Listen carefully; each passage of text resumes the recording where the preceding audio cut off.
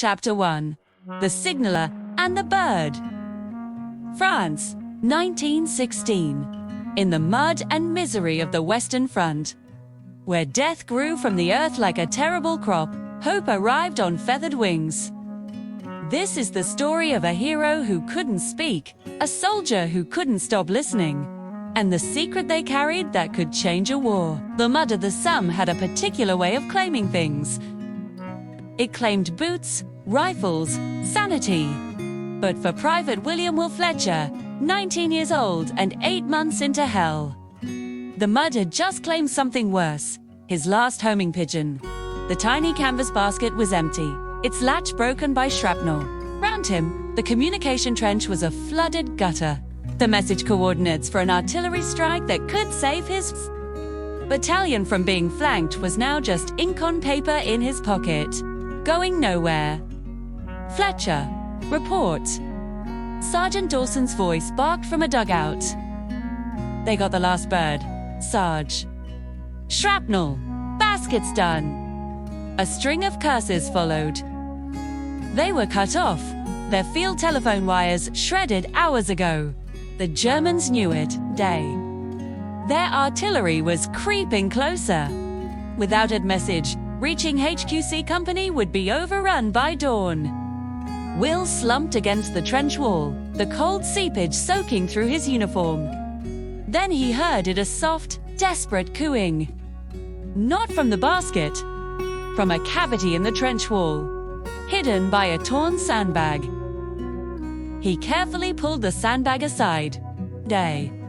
Shivering, was a young male homing pigeon, its grey and white feathers matted with mud. It looked at him with one bright, intelligent eye. Its leg bore no army ring.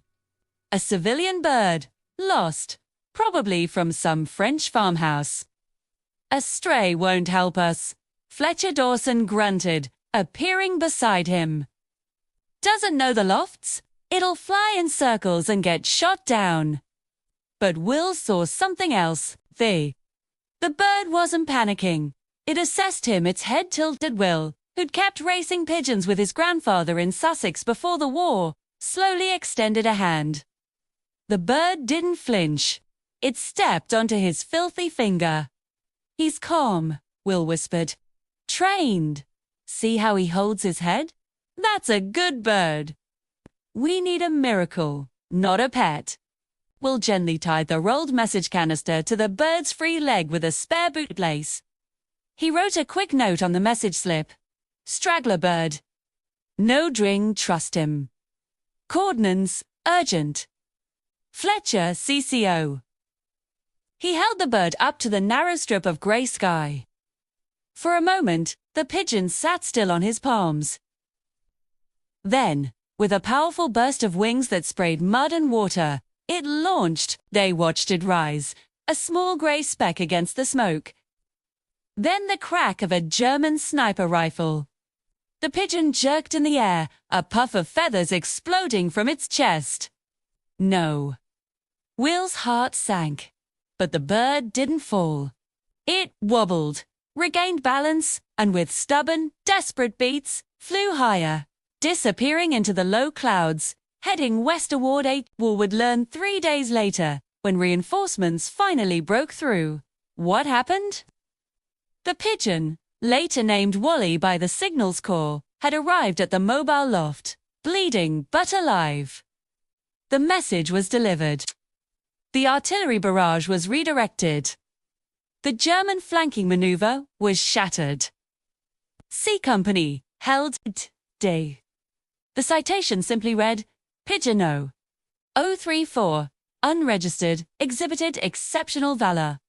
For Will, it was more than valor. It was a connection. When he was sent to the rear to recover from trench foot a month later, he requested reassignment to the Army Pigeon Service. His request was granted. At the central loft near Amiens, among hundreds of military berthers, he found him, the pigeon, with a distinctive white splash on its chest and a healed scar on its breast. He was now officially registered. Pigeon PAC-034, Wally. The bird remembered him. When Will approached, Wally cooed softly and bobbed his head. "He's the best we have," said Captain Harris, the loftmaster. "But he's stubborn. Only responds to one handler. Now you." Friends that day, a bond formed in the shadow of war. A young man who missed the green fields of England, and a bird who had become a soldier. They trained for special missions. Will, an amateur photographer before the war, had a mad idea. Using tiny parts from a broken watch and a miniature lens from a medic scope, he crafted a crude featherlight camera that could be strapped to a harness. Harris was skeptical. "You want the bird to be a spy plane? He's small, fast, flies low. They won't see him coming. And he'll see what we can't." After weeks of secret training, Wally learned to trigger the camera shutter by pulling a thin string with his beak during flight. Their first successful test produced a blurry but recognizable image of a German supply depot from 500 feet. They were no longer just message carriers. They were eyes. A soldier and a spy bird, bound by a debt of life. But in a war where every advantage is a target, their unique partnership is about to draw dangerous attention, not just from the enemy across no man's land, but from shadows within their own ranks. Next, the camera in the beak. The camera in the beak. In the secret world of wartime intelligence, the smallest advantage wins battles. And in a loft behind Allied lines, the smallest spy in history is being prepared for his most dangerous mission. But as the camera's shutter clicks, it captures more than enemy positions and covers a betrayal no one was meant to see. The mobile pigeon loft was a ramshackle collection of trucks and trailers hidden in an apple orchard near Amiens. Here, amid the scent of birdseed and dung, a new kind of warfare was being born. Will's tiny camera, now refined to the size of a matchbox, weighing barely 2 ounces, was officially designated device A3. Unofficially, everyone called it the Pigeon's Eye. Wally had taken to the camera harness like a natural. His flights were longer, more deliberate. He seemed to understand the mission. After each flight, Will would develop the film in a light-proof tent, his heart pounding as images emerged in chemical baths, German trench layouts, artillery emplacements, supply train movements. "He's better than any reconnaissance plane," Captain Harris admitted. Examining a sharp image of a new type of German bunker. Quieter, cheaper, and they're not looking for him. But success has a spotlight. 2. One afternoon, a staff car arrived carrying a man in a crisp non-combat uniform. Major Thorne, from a shadowy branch of intelligence Will had never heard of. Section D. Special Devices. Thorne examined Wally without warmth. "This is the bird?" "Yes, sir," Will said, protective instinct rising. "And you're the tinkerer who strapped a camera to it?" Thorne's voice was clipped. "Your device has come to the attention of higher authorities. We have a priority target. Codename, Falcon. A suspected German mobile command bunker moving behind their lines. We need visual confirmation. Grid references are approximate. Or bird. We'll find it, photograph it, and return." Tomorrow, the mission was deep into enemy territory, further than Wally had ever flown. The risk was immense. Harris protested. "Sir, the bird is valuable. The route is through known anti-aircraft nests. The bird is a tool." "Captain," Thorne interrupted coldly, "tools are used until they break. Then we get new ones. Prepare it." That night, Will sat with Wally in the quiet loft. He attached the camera harness, adjusted it gently. Wally cooed, nuzzling his hand. "You have to come back, mate," Will whispered. "'Kay, just follow the training. Find the big metal thing, click the string, and come home." At dawn, Wally was released. Will watched him become a speck, then vanish. The waiting was agony. Hours passed. The typical return window came and went. "He's gone," Harris said grimly as evening fell. "Either shot down or lost." Will refused to believe it. He stayed at the loft, staring at the eastern sky. Then, just as the last light faded, a familiar shape dropped from the twilight. Wally. He landed on the loft entrance, exhausted, feathers ruffled, but alive. And the camera was still attached. Dame. In the developing tent, the images made Will's blood run cold. The first few showed the expected trenches, roads, forests. Then, the Vulcan, a massive, tracked vehicle disguised as a farm building. But the final photograph. It wasn't of German positions. It was a clear shot of a French chateau behind Allied lines. In the courtyard stood Major Thorne, shaking hands with a man in civilian clothes. Will recognize the civilian from intelligence briefings. Etienne Dubois, a Belgian industrialist, suspected of trading with the Germans through neutral channels. The timestamp on the photographic edge showed the photo was taken today, just hours ago, on Wally's return flight. Wally, trained to photograph anything unusual, had seen as our handler meeting with a suspected traitor and had triggered the camera. Will showed Harris. The captain's face turned to stone. This explains how the Germans knew about our last artillery push. They were warned. He looked at Will. "Thorne can't know we have this. He'll have you, and the birds silenced. What do? We develop the film of the Vulcan. We give those to Thorne. We hide this last frame. And we find someone we can truly trust." But they were already out of time. As they exited the tent, they found Thorne waiting, 2 armed MPs beside him. "Sergeant Fletcher." "The film, please." Will's mind raced. He had 2 film canisters, one with the Vulcan shots, one with the damning chateau image hidden in his palm. He handed over the Vulcan film. Thorne took it, his eyes narrow. And the bird. In the loft, resting, Sir Jid. The bird and its handler are being transferred to Section D. Effective immediately. Pack your gear. You're coming with me. It wasn't a promotion. It was a captivity. With Thorne controlling them, the truth would never get out, and Wally would become just another weapon in a dirty game. As Will packed, he slipped the incriminating film negative into a tiny waterproof pouch. Then, in a moment of desperate inspiration, he attached it not to Wally's message leg, but into a special compartment he'd sewn into Wally's camera harness itself. Hiding place, no one would check. He whispered to Wally, perched watchfully. "You have one more message to carry, old friend. But not to HQ. We need to go over Thorne's head." Higher. He scribbled a note on a tiny slip of paper. Asterisk Major Thorne is compromised. Proof with Pigeon. Pigeon PAC-034. Fletcher, but who to send it to?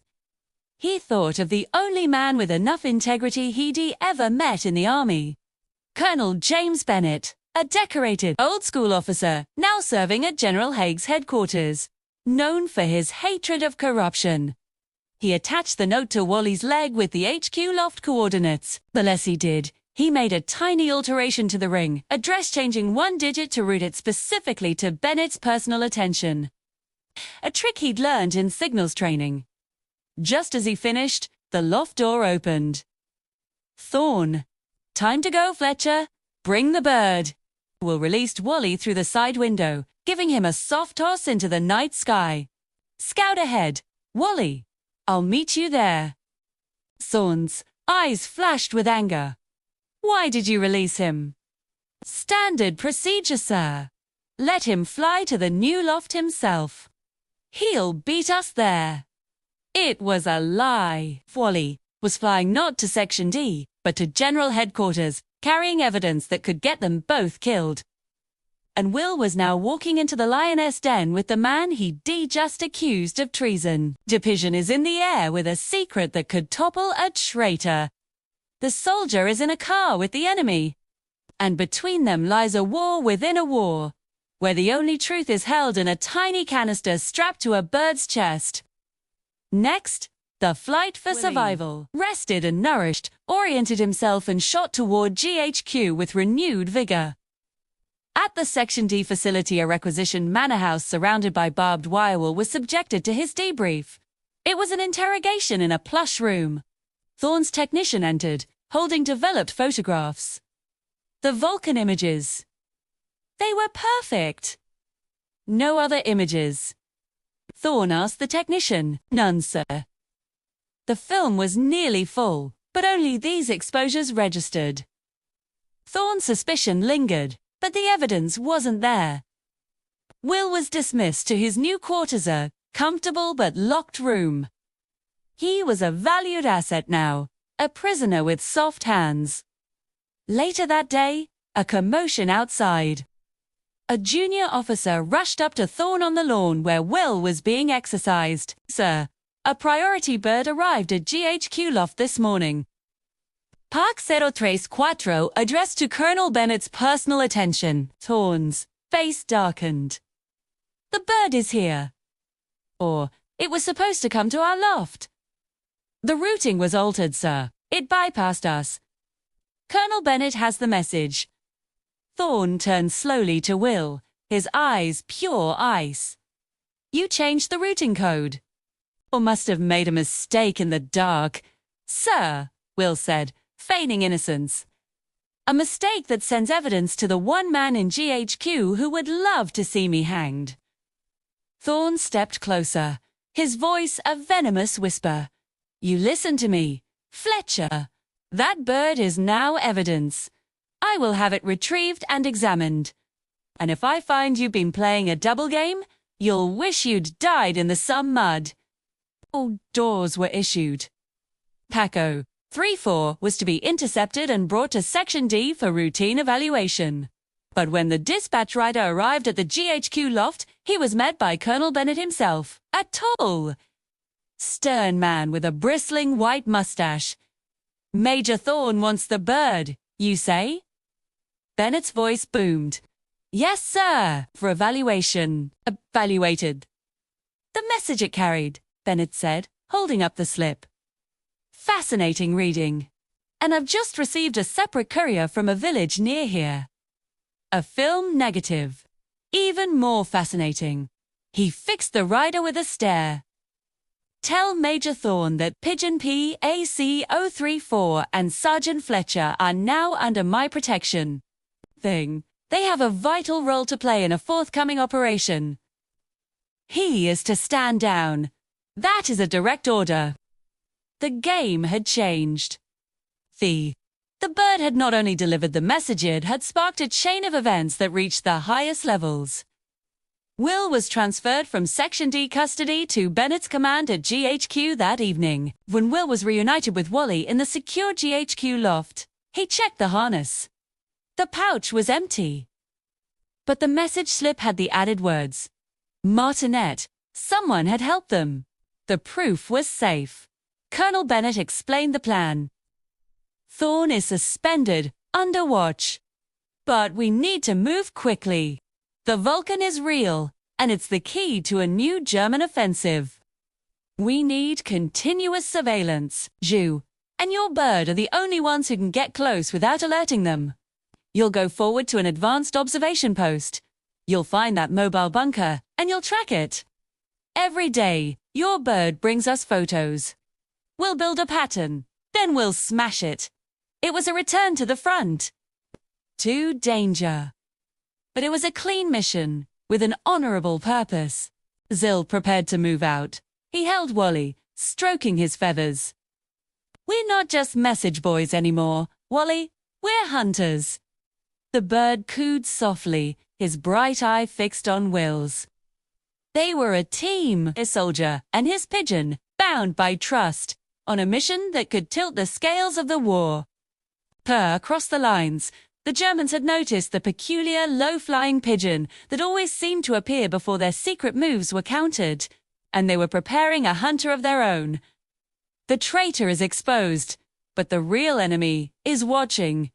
As Will and Wally deploy to the razor's edge of the front, a new threat emerges from the German lines, a sharpshooter with orders to kill not soldiers, but birds. And he's very, very good. Next, the Falcon's Shadow 4. The Falcon's Shadow. LA. In the silent moments between bombardments, a new kind of hunter has taken to the skies above the trenches. His target isn't men, but messengers. His weapon isn't volume, but precision.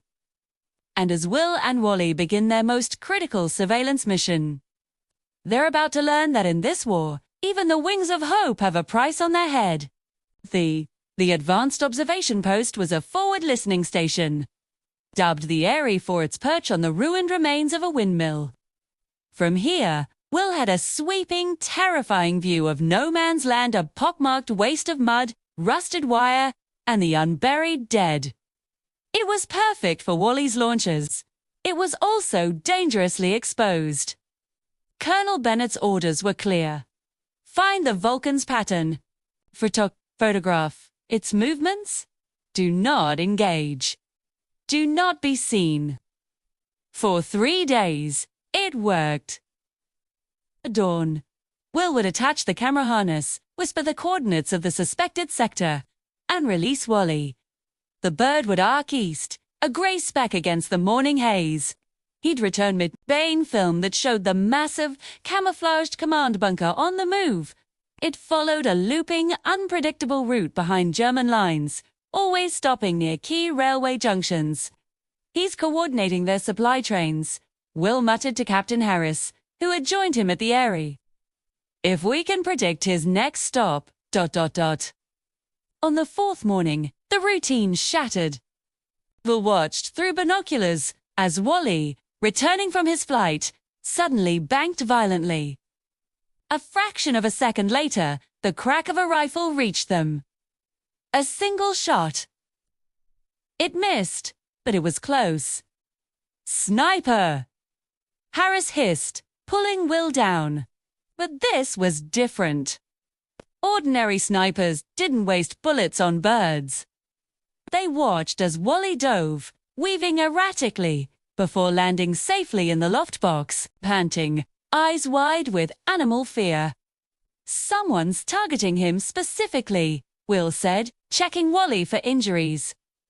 The bird was unharmed, but shaken. That afternoon, a coded message arrived from intelligence.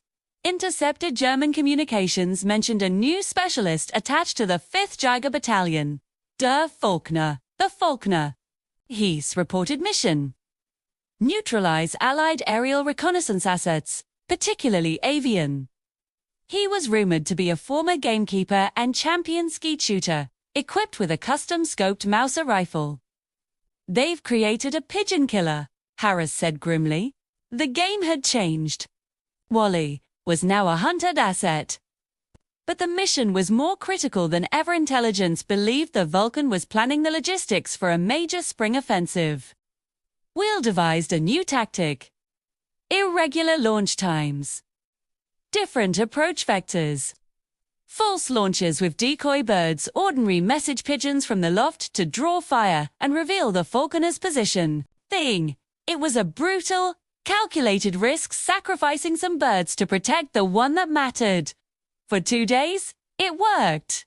2 decoys were shot down, but their deaths revealed the general area of the German sniper's nest. A ruined church spire about 15 miles behind enemy lines. Wally, launching after the decoys had drawn fire, completed his missions unscathed.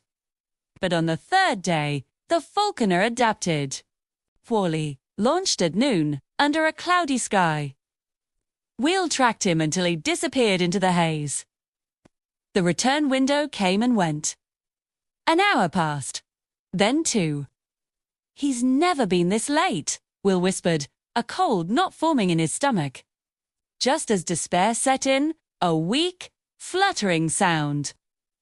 Wally emerged from the gloom, flying low and labored. He crash-landed at Will's feet. A trail of crimson stained the white feathers of his chest. A rifle wound, grazing but deep. "Medic," Will yelled, though he was the only medic here for birds. He cradled Wally, applying pressure to the wound with a clean bandage. The bird's breathing was shallow, but his eyes were alert. The camera harness was intact. The developed film told the story. The first images were clear the Falcon at a new railway siding. But the last few frames were a chaotic blur of sky and ground, spinning. The final image was chilling. A sharp, clear shot looking down at a German trench, with a soldier in a distinctive, non-standard uniform looking up through a rifle scope. He wore a grey tunic, but around his neck hung a talisman, a small, carved wooden falcon. The falconer had taken his shot, and Wally had been looking right at him when he did. That night, in the dugout, Will tended to Wally. The bird would live, but he couldn't fly for at least a week. The mission was stalled. Colonel Bennett's message was terse. Vulcan's pattern incomplete. Offensive timeline unknown. Resume surveillance immediately. It was impossible. Without Wally, they were blind. Then, a desperate, mad idea came to Will. He remembered Elodie, the French girl who had helped them. Her brother was a pilot. Martin Menswaller, a bird. Martinette was the French for swift, a fast-flying bird. She understood birds and resistance. He couldn't send Wally. But what if he didn't need to send Wally himself? He requested, and after much arguing, received a rare daylight pass to the nearby town where the GHQ loft was. He went not to the loft, but to the church. He found Elodie repairing the roof with other villagers. "I need your help," he said bluntly, showing her the wounded Wally in a padded basket. She listened to his plan, her eyes widening. "You are insane. It's the only way he can't fly. But he can teach." Will's plan was this. Wally was the best. He had the experience, the instinct, the courage. But he was one bird. The British Army had hundreds of homing pigeons, good but not exceptional. What if Wally's knowledge, his routes, his avoidance tactics, his targeting instinct could be transferred? Not by training, which would take months, but by partnership. Elodie's late brother had kept racing pigeons. She still had his birds, a small loft of strong, fast French villains. "They are brave birds," she said, "but they are not soldiers. They don't need to be," Will said. "They just need to follow a leader." Chapter 5. The price of wings? Victory in war is measured in ground gained and lives saved. But for one soldier, the cost is measured in feathers and silence. As the final piece of intelligence locks into place, a different battle begins, a battle for a hero who cannot speak for himself, in a war that has no room for sentiment. The dugout at the Eyrie had become a field hospital for one. Wally sat in a repurposed ammunition box lined with clean rags, his right wing bound tightly to his body with splints fashioned from ration tin strips. He ate, he drank, he watched the comings and goings with his one bright eye. But the fierce spirit that had launched him into enemy skies was banked, like a fire reduced to embers. The veterinary sergeant from GHQ had been blunt, the tendons severed. He'll never fly combat again. At best, he'll be a loft bird for breeding. Will couldn't accept it. Every time he looked at Wally, he saw the desperate spin away from the sniper's bullet. The brave turn into the falcon's dive. This wasn't just a bird. This was PAC-034, the hero of the Somme, the eyes of the army. He deserved more than a cage. The film from Liberté, however, was a triumph. The developed images, laid out on Colonel Bennett's map table at GHQ, revealed the Vulcan's meticulous 6-day circuit. The mobile command bunker would be at coordinate 57B. The Croissant rail junction, in precisely 48 hours. The perfect moment to strike while it was stationary. receiving orders and coordinating shipments for the planned German spring offensive.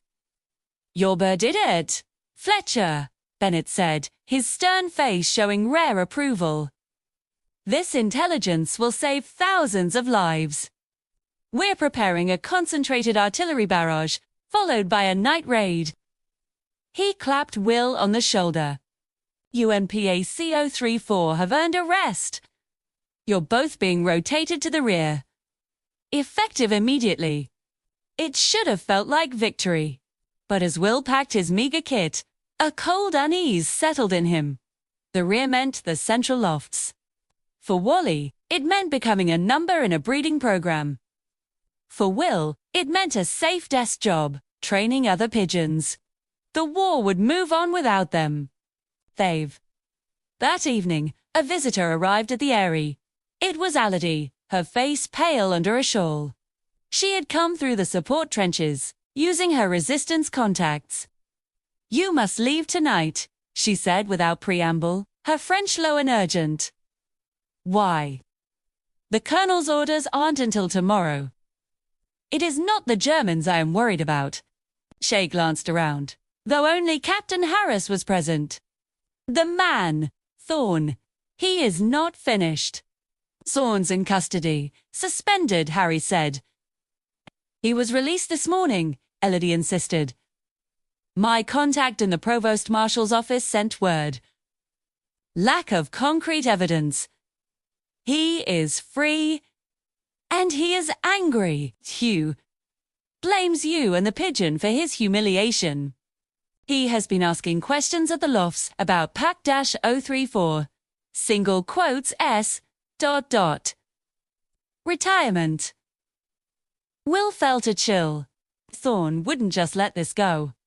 Wally was a living witness, a symbol of Thorn's failure. And in the brutal logic of the Shadow War, witnesses were liabilities. "He'll have the bird destroyed," Harris muttered, understanding dawning. "Call it putting down a wounded animal. Or he'll take him. Either way, ... Will looked at Wally, who was preening his one good wing, oblivious to the human conspiracies swirling around him. After everything, the bullets, the storm, the Falcon to be ended by his own side. It was unthinkable. "We need to get him out," Will said. "Somewhere safe. Somewhere Thorn can't reach." "There is a place," Elodie said. "My family's farm, near Calais. It is behind the lines, but remote. My uncle still keeps pigeons. He can hide one more. He owes me a debt. I helped his son desert the German forced labor battalions. It was a plan fraught with risk. Going AWOL, smuggling a military asset across country. If caught, it wouldn't be a court-martial. It would be a firing squad." But looking at Wally, Will knew there was no choice. The bond forged in mud and blood was stronger than any military regulation. They moved at midnight. Harris provided false paperwork, a transfer order for one injured courier bird to auxiliary loft. Calla sued for convalescence. It wouldn't stand up to scrutiny from Thorn, but it might get them past routine checks. Will carried Wally in a modified haversack with air holes, the bird surprisingly calm. They traveled in the back of a mail lorry, bouncing along dark roads. Twice, they were stopped at checkpoints. Each time, Will's heart hammered as a sentry shone a torch. Each time, the paperwork was accepted with a bored nod. Dawn was breaking when they reached the outskirts of the village near Elodie's farm. Veal left the lorry and walked the final mile through dew-soaked fields. The farm was a humble collection of stone buildings, chickens scratching in the yard, the smell of wood smoke and earthing the air. Elodie's uncle, a grizzled man named Claude with eyes that had seen too much, took one look at Wally's bound wing and nodded. "We have a loft in the old barn. No one goes there. He will be safe." He spoke in a mix of French and broken English. "But you, soldier, you cannot stay. You are too visible." Will knew he was right. His absence would be noted by morning roll call. He had to return, take whatever punishment came, and hope that drawing Thorn's fire would keep Wally hidden. In the quiet loft, lit by a single shaft of morning sun, Will said his goodbye. Sure. He took Wally from the haversack and held him one last time. The bird nuzzled against his hand, cooing softly. You did good, mate, Will whispered, his voice thick. You did better than all of us. Now you rest. No more guns. No more storms. Just corn and sunshine. All right, he placed Wally in a clean nesting box. The bird watched him, head tilted. Will turned and walked away, each step feeling like a betrayal. He hitched a ride back to the front on a supply lorry, his mind numb. When he reported to Captain Harris at the Eyrie, the expected fury wasn't there. Instead, Harris looked grim. Thorn was here an hour ago, Harris said. With 2 MPs, he had orders to secure PAC-034, medical evaluation by the Royal Army. Veterinary Corps. He tore this place apart when the bird wasn't here. Worked. Did you tell him? I told him the bird had been transferred to the veterinary hospital at Amiens, as per your earlier orders. He didn't believe me. He's gone to Amiens to check. Harris handed Will a sealed envelope. These are your actual new orders. You're being transferred. Not to the lofts. To the raid. The raid. Hot. On the Vulcan. Colonel Bennett wants you there. In the forward observation post. To coordinate the final confirmation before the artillery fires. You know the bird's patterns better than anyone. You'll know if the target is in place. It was a combat mission. The most dangerous kind. Will understood. Bennett was protecting him the only way he could by sending him where Thorn couldn't follow, into the teeth of the battle. That night, Will found himself in a forward sap trench, just 200 yards from the German lines. Through a periscope, he watched the Croissant rail junction. It was eerily quiet. Then, at exactly 2,300 hours, a shape rumbled out of the tree line. The Vulcan settled into the photographed position. Will signaled to the artillery officer beside him. The officer raised a field telephone. Target confirmed. Fire for effect. The world erupted. The sky tore open with flame and sound as 100 guns spoke at once. The rail junction disappeared in a cataclysm of explosions. Secondary detonations. The ammunition trains lit the night into a false, terrible day. Through the shaking earth and deafening roar, Will thought not of victory, but of a quiet barn loft miles away. He hoped Wally was sleeping. He hoped the thunder didn't carry that far. The raid was a success. Communications intercepts the next day confirmed the Vulcan was destroyed, along with a key German logistics colonel. The spring offensive was crippled before it began. Will was summoned to Colonel Bennett's forward command post. Expecting congratulations, he instead found Thorn there. Flanked by 2 stern-faced officers from the Judge Advocate Generals, Corps Military Police investigators, Sergeant Fletcher, Thorn said, a thin smile on his lips. You are charged with desertion of post, theft of military property namely, Pigeon PAC-034 and conspiracy. Where is the bird? Will stood straight. The bird, sir, is receiving medical care as ordered. Liar. We checked Amiens. We checked every loft. The bird is gone. And you were absent without leave last night. Captain, Harris's flimsy story about a transfer doesn't hold up. Colonel Bennett intervened, his voice like granite. Major Thorn. Sergeant Fletcher was on a classified forward observation duty for Operation Vulcan under my direct orders last night. His whereabouts are accounted for. As for the Pigeon, its location is a matter of operational security. Spawn's smile vanished. Operational security. For a bird? Or an intelligence asset whose continued safety is paramount, Bennett shot back. An asset that, I might add, provided the intelligence that just won a significant victory. An asset you tried to have destroyed out of petty vengeance, Haig. I have submitted a report to General Haig's office detailing your interference with a critical intelligence operation. The JAG officers looked uncomfortable. This was a fight between a decorated colonel and a shadowy intelligence major. Thorne saw he was losing. His eyes promised Will a future reckoning, but he backed down with a stiff salute. "This isn't over, Colonel," flirts. When they were gone, Bennett let out a long breath. He's a snake, but a connected one. He'll slither away. But he won't touch you or the bird again, not while I have this. He tapped the file containing his report. Now, about your pigeon. Where is he, really? Will told him about the farm, about Elodie and Claude. Bennett listened, then nodded. Good. Hughes earned his peace. But Fletcher, you need to understand something. That bird is a symbol now. The press is already calling him the winged spy. They want a hero story. The army wants a morale booster. They'll want him back, on display. In a cage in London, Will's heart sank. He can't fly, sir. He's wounded. All the more poignant for the newspapers, Bennett said sadly. A wounded hero. They'll eat it up. The victory tasted like ash. They had saved Wally from Thorne's vengeance, only to deliver him to a different kind of prison, one of gawking crowds and patriotic speeches.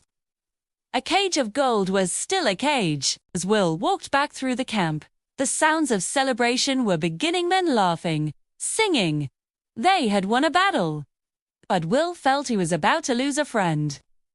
The battle is won, but the war for Wally's freedom is just beginning. As the machinery of propaganda begins to turn, Will must make an impossible choice. Obey the army that owns the hero, or set free the friend who owns his conscience. And time is running out. The press corps is arriving at the front. Next, the hero's plan was born. A tandem flight. A healthy, fast French pigeon would be harnessed with the camera. Wally, his wound bandaged, would be released alongside it. Wally would lead the mission, flying the route, making the decisions. The French bird would follow, focus on maintaining altitude and speed, and operate the camera on Wally's signaler-specific mid-air maneuver they would train for 3 days. In the hidden courtyard of the ruined church, they trained. Will used Wally's favorite feed to reward the new bird, a sturdy blue-checkered female Elodie named Liberté. He taught them a signal. If Wally dipped his wing twice, Liberté was to pull the camera string. It was crude, based on trust and instinct between two animals. The morning of the tandem flight dawned cold and clear, too clear. Perfect sniper weather. At the Eyrie, Will attached the camera to Liberté. He held both birds. Guide her, Wally. Bring her home. He released them together. Wally, clearly weakened, flew with less power but undiminished purpose. Liberté stayed close, just off his wing. They disappeared east. The wait was torture. Every minute stretched. Will scanned a sky with binoculars until his eyes ached. Then, a dot. Then 2. They were returning, but their flight was erratic, swooping, diving. As they neared, Will saw why. A dark, swift shape was pursuing them, a hawk. No, larger. A peregrine falcon. The falconer hadn't just used a rifle. He'd deployed a literal falcon.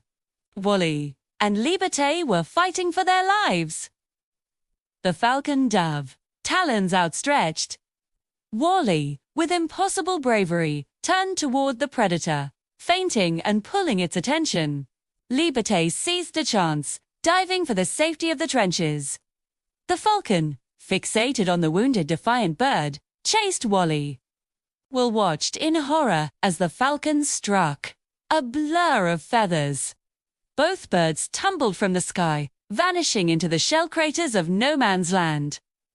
No, Will was moving before he could think, scrambling up the parapet. "Fletcher, stop! You'll be killed!" Harris shouted.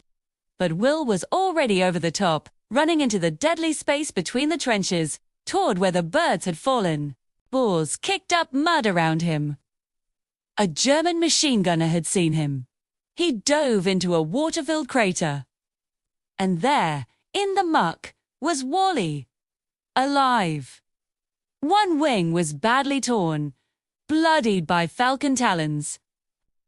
The Falcon itself lay still a few feet away, its neck broken in the fall. Wally had fought and won, at terrible cost. There, trembling under a piece of shrapnel, was Liberté, the camera harness still intact.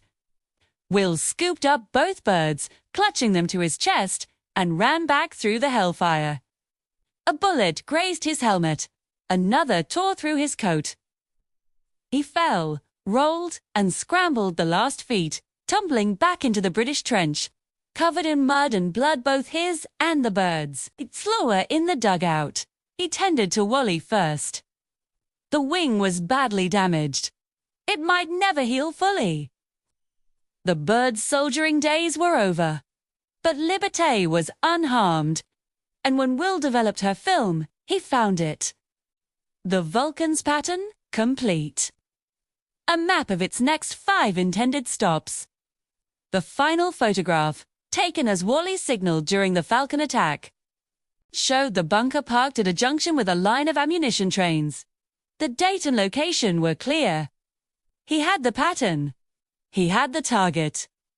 But as he cradled the broken-winged hero in his hands, Will knew the cost. Wally had given his wings to win the war.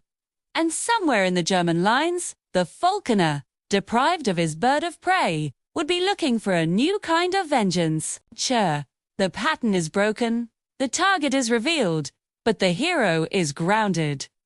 As Will prepares the intelligence that could cripple a German offensive, he must face a new battle, protecting the bird who saved thousands of lives, while a human falcon still hunts from the shadows. Next, the price of wings. Chapter 6. The hero's cage. In war, heroes are created not just by deeds, but by stories. And as the newspapers discover the tale of the winged spy, a humble pigeon is about to be taken from the quiet fields of France and placed in the gilded cage of legend. But some heroes don't belong in parades.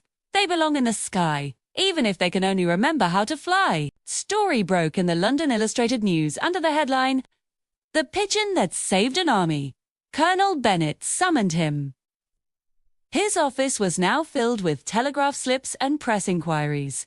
"It's out of my hands, Fletcher." "Command wants the bird."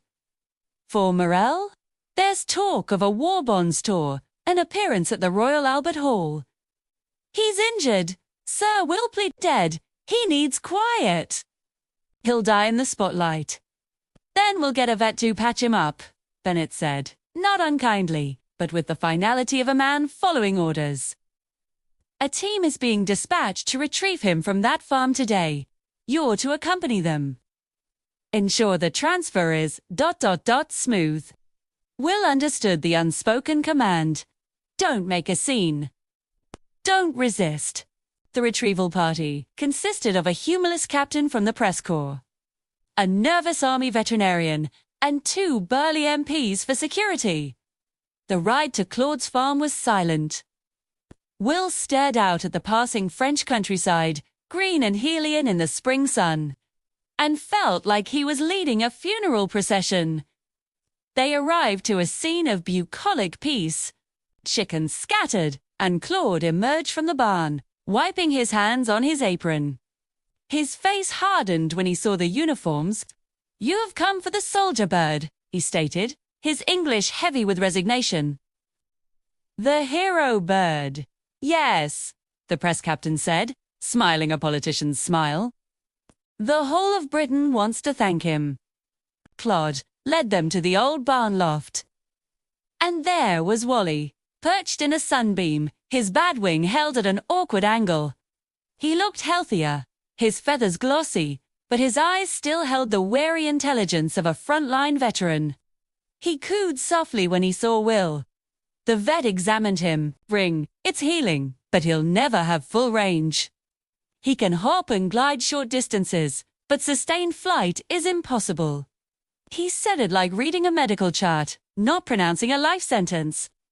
Doesn't matter, the press captain said, already envisioning the photo op. He looks the part. That's what counts. As the vet placed Wally into an ornate, newly crafted wicker carrier more a display case than a travel basket Will caught Claude's eye. The old farmer gave an almost imperceptible nod toward the back of the barn. While the officers fussed with the carrier, Will slipped away. In the shadowy rear of the barn, Elodie waited. Her face was streaked with tears she refused to shed. He cannot go to London, she whispered fiercely. It will kill his spirit. You know this. I have orders, Elodie. They'll court-martial me. They'll take him anyway. Then we do not let them take him, she said. Yee. From her pocket, she produced a leg ring. It was an old, unused British Army ring. She pressed it into his hand. This is from my brother's bird, long dead. The omerta number is close to Wally's, PAC-034. The records are chaos. Who will know the difference in a dim loft, in a hurry? Will stared at the ring. Her plan was insane. Replace Wally with another bird. They'll notice. The vet, the captain, ... The vet saw him for 5 minutes. The captain sees only a story. The soldiers see only a bird. She gripped his arm. You told me he gave his wings for the war. Will you let them take what little freedom he has left? From a sack, she produced a pigeon. A strong, healthy male, grey and white, like Wally, but younger, his eyes blank where Wally's were knowing. She had already fastened the duplicate leg ring. His name is Jack. He is brave, but he is not a soldier. He will enjoy London. He likes crowds. The sound of the officers approaching decided it. Will's loyalty, deeper than any oath to the army, was to the creature shivering in the ornate cage. He made his choice. In a flurry of motion, Elodie opened the back barn window. Will took Wally from the display carrier, feeling the bird's heart racing against his palm. For a second, their eyes met. Will saw not fear, but a weary trust. He placed Wally on the windowsill, pointing him toward the distant woods behind the farm. Go, he breathed. Wally hesitated, looking back at Will, then at the open fields. He seemed to understand. With a powerful push of his one good wing and a scrambling of his legs, he launched himself. His flee was ungainly, a desperate, lopsided glide, but it carried him over the fence and into the cover of a hedgerow. He disappeared from view. The vet saw him for 5 minutes. The captain sees only a story. The soldiers see only a bird. She gripped his arm. You told me he gave his wings for the war. Will you let them take what little freedom he has left? From a sack, she produced a pigeon. A strong, healthy male, grey and white like Wally, but younger, his eyes blank where Wally's were gnawing. Shed, already fastened the duplicate leg ring. His name is Jacques. He is brave, but he is not a soldier. He will enjoy London. He likes crowds. The sound of the officers approaching decided it. Will's loyalty, deeper than any oath to the army, was to the creature shivering in the ornate cage. He made his choice. Emotion. Elodie opened the back barn window. Will took Wally from the display carrier, feeling the bird's heart racing against his palm. For a second, their eyes met. Will saw, not fear, but a weary trust. He placed Wally on the windowsill, pointing him toward the distant woods behind the farm. Go, he breathed. Wally hesitated, looking back at Will, then at the open fields. He seemed to understand. Woo, With a powerful push of his one good wing and a scrambling of his legs, he launched himself. His flight was ungainly, a desperate, lopsided glide, but it carried him over the fence and into the cover of a hedgerow. He disappeared from view. Will quickly placed Jacques into the carrier. The substitute bird blinked, cooed, and settled in as if born for royalty. The press captain entered. All set. Splendid. To London. Will rode back in a daze. Jacques, the imposter, was a sensation. Photographs were taken. Stories were embellished. He was to be shipped to England the next day. That night, Will was packing his kit when Colonel Bennet entered his billet without knocking. He closed the door and stood silently for a moment. "You took a tremendous risk, Fletcher." Will froze. "Sir, I had my own man watching the farm. A sergeant who understands pigeons. He saw the whole thing." Bennet's face was unreadable. He also saw a one-winged pigeon land in the woods, and a young French girl scoop him up and vanish into the trees. Will's blood ran cold. He was undone. To his shock, Bennet's stern expression thick. He reached into his coat and placed a small, worn object on the cot. It was a Distinguished Service Medal, the ribbon blue and crimson. "It's for the bird," Bennet said quietly. "Awarded posthumously for gallantry in the field. For PAC-034. Officially, the hero died of his wounds in a quiet army loft, spared the circus. The medal will be presented to the Pigeon Service. The story ends with honor, not exploitation." Will picked up the medal, his vision blurring. And Wally, his war is over. Let him live it in peace, in some sunny French loft, with no more sirens, no more guns. That's a better reward than any medal.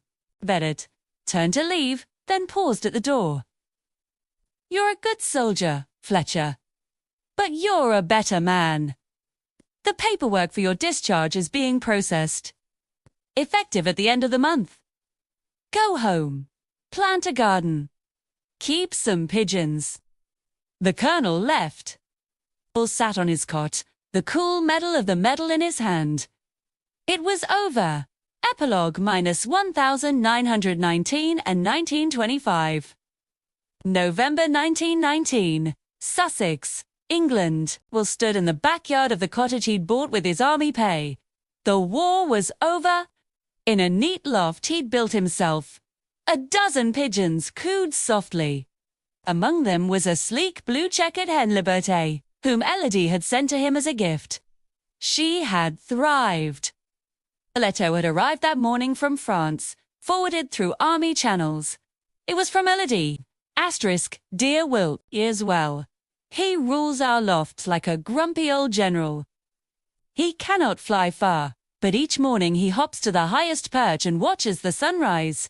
He has sired many strong chicks. We call them les ailes de la paix, wings of peace.